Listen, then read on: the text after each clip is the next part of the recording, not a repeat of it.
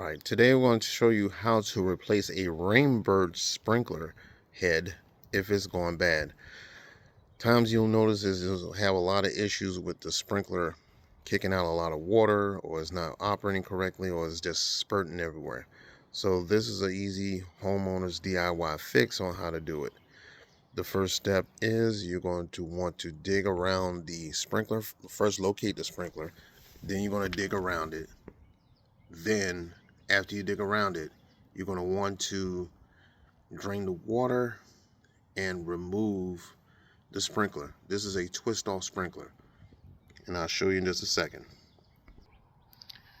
To take it off, you just twist it counterclockwise until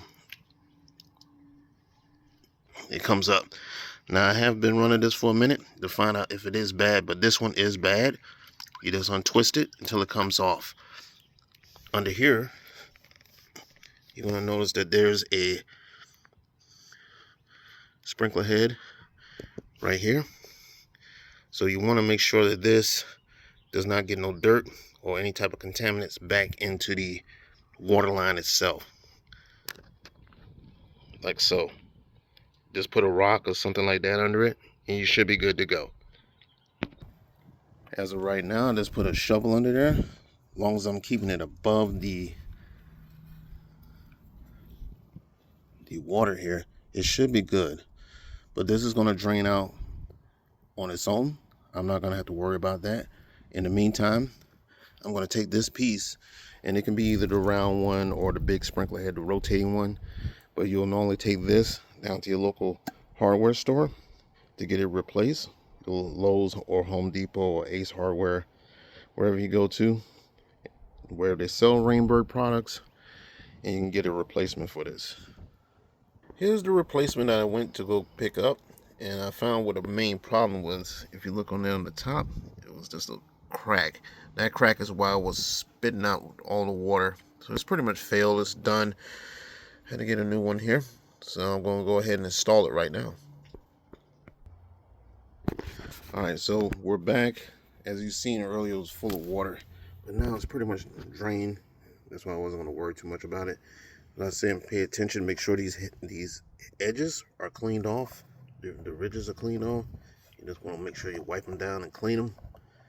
Then to install it, you're going to take your Rainbird, and then you're going to just twist in the clockwise. Take your time, screw it in slowly.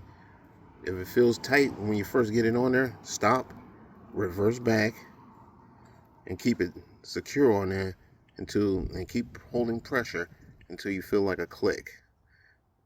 Just your hold pressure like down, and it should click in. Once you do that, then you just go ahead and re-screw it back on there, like so.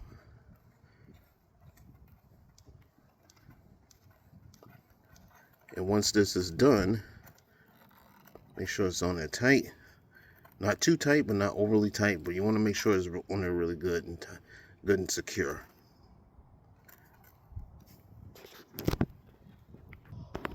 From here, I'm going to go ahead and test it for leaks. Alright, so I completed the test, and the test is at flying colors. It's worked really good.